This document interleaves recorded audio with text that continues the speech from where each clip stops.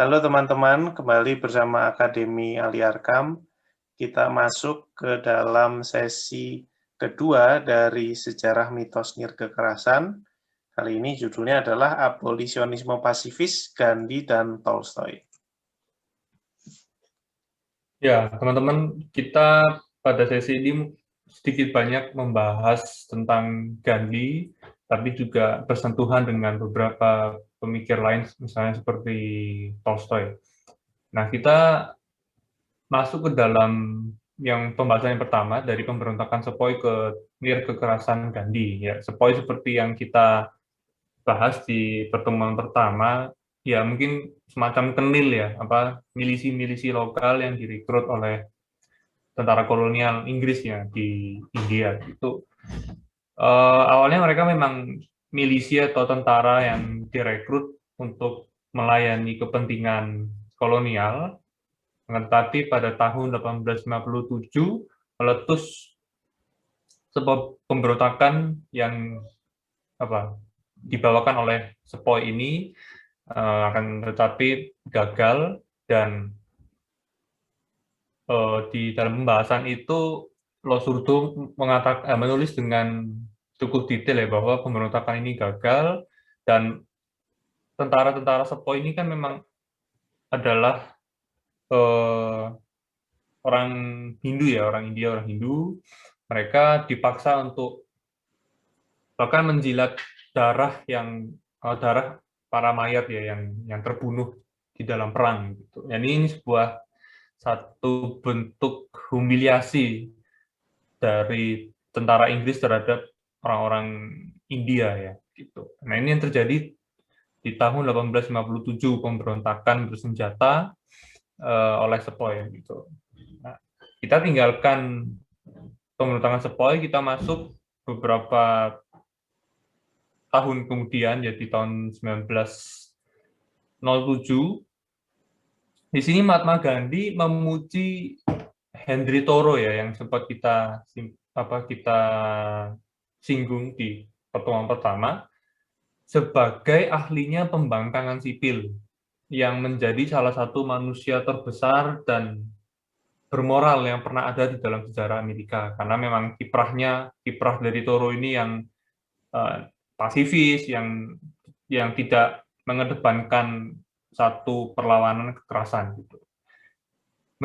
Di tahun sebelumnya, tahun 1906, ini Gandhi sudah memulai ya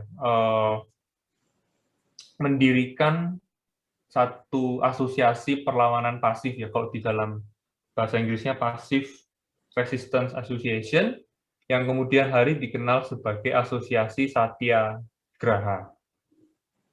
Setahun kemudian, di tanggal 3 Desember 1907, di dalam sebuah surat, Gandhi menyatakan bahwa perlawanan terhadap kolonialisme haruslah secara damai, ya, tidak bisa dengan satu bentuk perlawanan yang mengedepankan kekerasan. Next. Ya.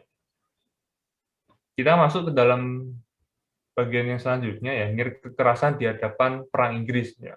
Konsep atau satu semangat perlawanan kekerasan, terutama Gandhi ya di dalam pembahasan ini, ketika berhadapan dengan perang Inggris.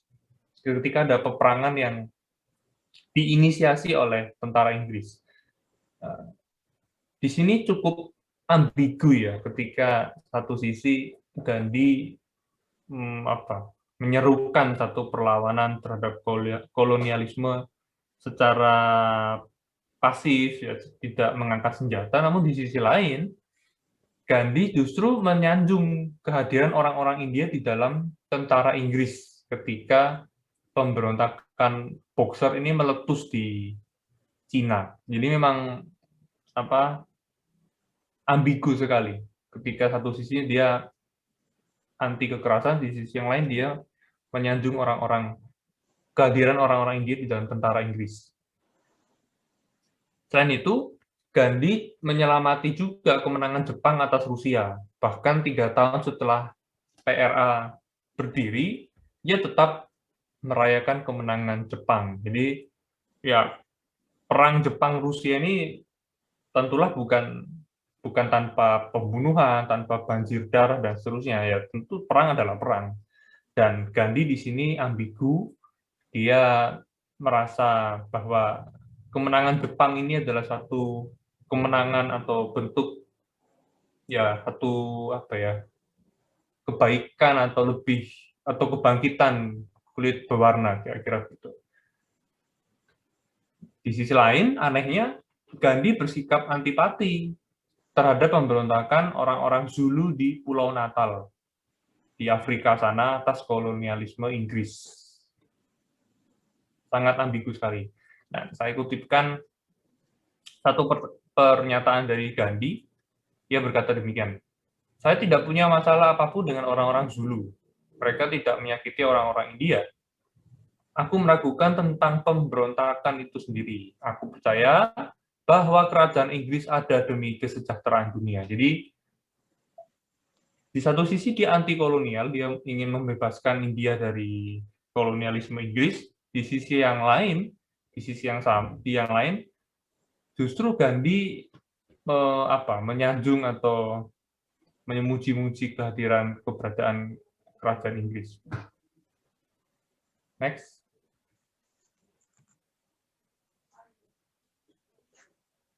Ya. Partisipasi di dalam Perang Dunia Pertama sebagai iblis yang diperlukan. Ada dua motif di sini yang Losurdo tangkap. Motif pertama adalah perang diperlukan karena memang tidak ada jalan lain. Jadi Gandhi ya memilih jalan perang ini karena memang tidak ada jalan yang lain. Motif kedua, selama masih hidup di dunia, perang ini tidak bisa terhindarkan. Jadi kedua motif ini yang ada di dalam sejarah gitu ya, dan Gandhi memang tidak bisa lepas daripada realita ini. Di dalam sebuah surat pada 6 Juli 1918, Gandhi menulis bahwa perang terpaksa menjadi sebagai iblis yang diperlukan sebagaimana padanannya itu tubuh sebagai yang jahat daripada roh dan kira-kira begitu. Jadi ya perang ini ya menjadi iblis yang memang harus ada gitu sebagaimana tubuh. Nah, ketika Gandhi menyetujui peperangan, ketika dia mau tidak mau tidak bisa sepenuhnya menolak peperangan, di saat itulah ada meletus Perang Dunia Pertama, dan tentu saja Gandhi mendukung Inggris ketimbang Jerman. Pertanyaannya adalah, kenapa Gandhi berpihak pada Inggris daripada berpihak pada Jerman? Jawabannya adalah, bagi Gandhi dengan demikian bisa meningkatkan status orang India di mata orang Inggris. Jadi memang ada satu kepentingan di balik itu. Tidak sampai di situ saja, bahkan Gandhi merekrut 500.000 orang India untuk bisa bergabung ke dalam tentara Inggris. Jadi bukan jumlah yang sedikit ya, jumlah yang sangat besar. Dan ini seringkali luput dari perhatian. Mengapa Gandhi sebagai penganjur ahimsa bisa-bisanya merekrut orang untuk pergi berperang? Ya, sebagai penganjur, ya intinya sebagai penganjur nil kekerasan gitu, sebagai penganjur perlawanan yang tanpa kekerasan. Kenapa dia merekrut orang untuk pergi berperang? Jawabannya, aku tidak pernah berkata marilah kita membunuh orang-orang Jerman. Menurutku, marilah kita pergi dan mati demi kepentingan India dan kerajaan Inggris. Jadi, ya ini hanya dibalik-balik saja ya.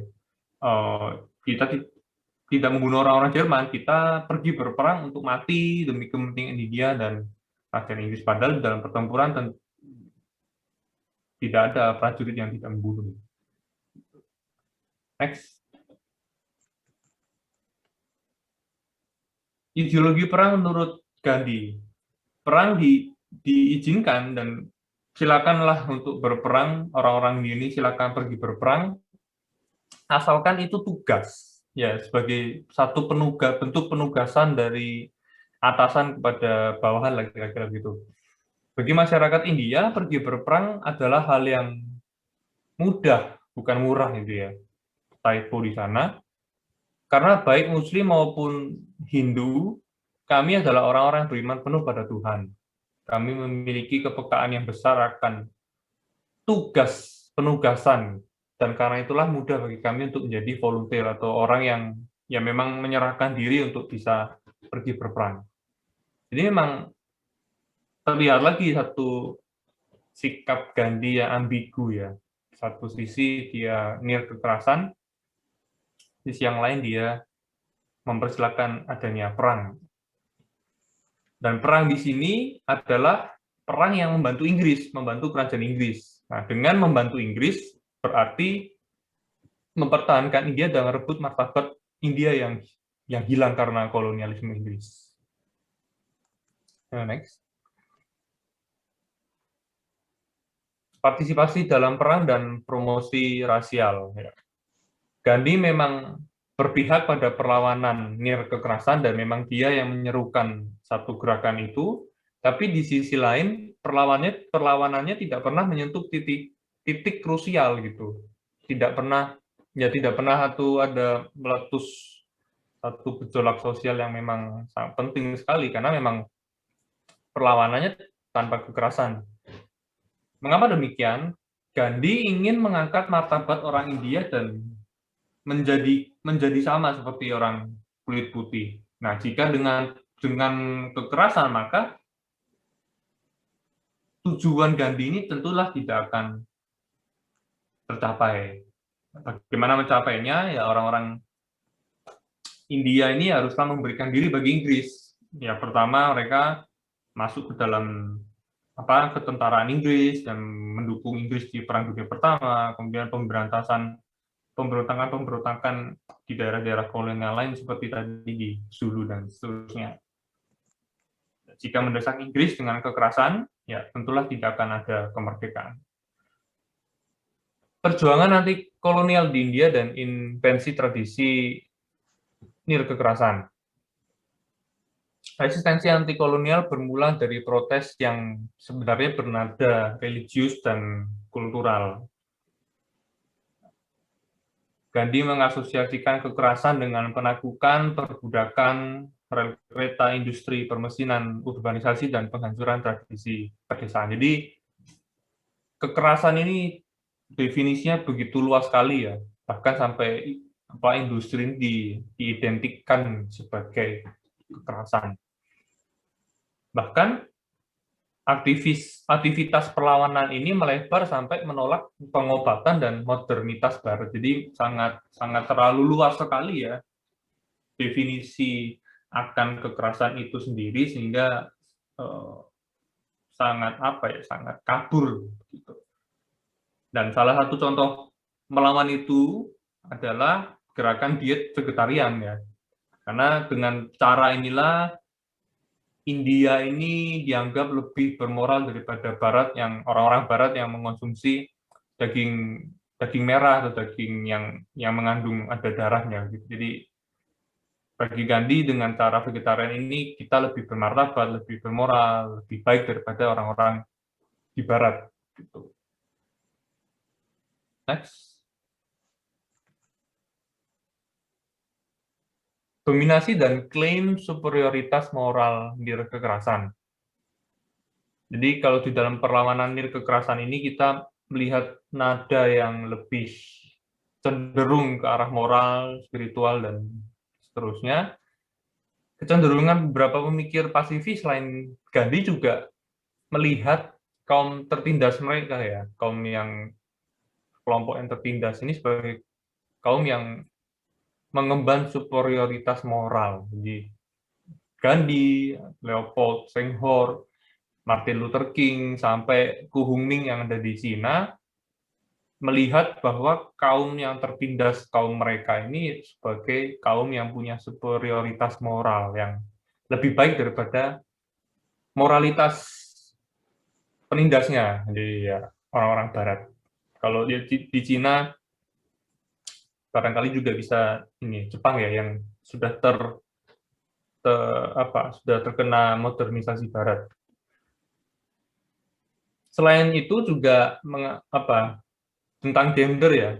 Di sini ada Virginia Woolf yang berkata, konflik ini selalu merupakan kebiasaan laki-laki dan bukan kebiasaan perempuan.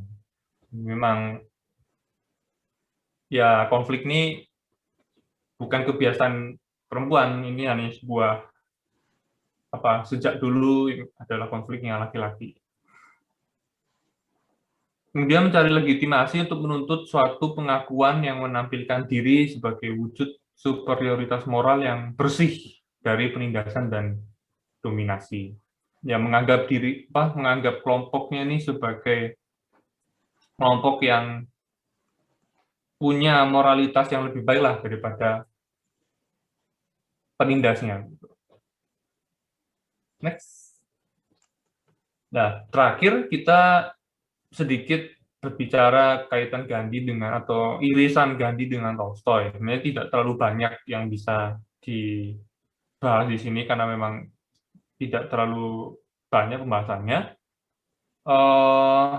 Orang memang seringkali membanding-bandingkan Gandhi dengan Tolstoy karena mereka berdua ya bisa dikatakan anti militerisme dan seterusnya. Akan tetapi menurut Losurdo perbandingan ini tidak berimbang, tidak apple to apple. Mengapa? Karena di sini Losurdo mengutip Lenin ya, yang mengkritik cara pandang Tolstoy, yang mengekspresikan posisi absen politis dan lebih mengagung-agungkan satu kesempurnaan moral. Jadi bukan secara politis di sini. Nah, namun di sini ada satu poin yang cukup baik dari Tolstoy, karena Tolstoy mengkritik militerisme dalam kaitannya dengan kolonialisme di konteks Afrika. Nah, sedangkan Gandhi tidak. Gandhi melihatnya bersih gitu ya. Ke Afrika tidak pernah menjadi jantung dari kegelapan ya, karena ada Inggris yang punya kolonial di sana. Ya, jangan lupa teman-teman untuk ikuti terus. Masih ada sesi ketiga dan juga sesi-sesi berikutnya. Karena itu, jangan lupa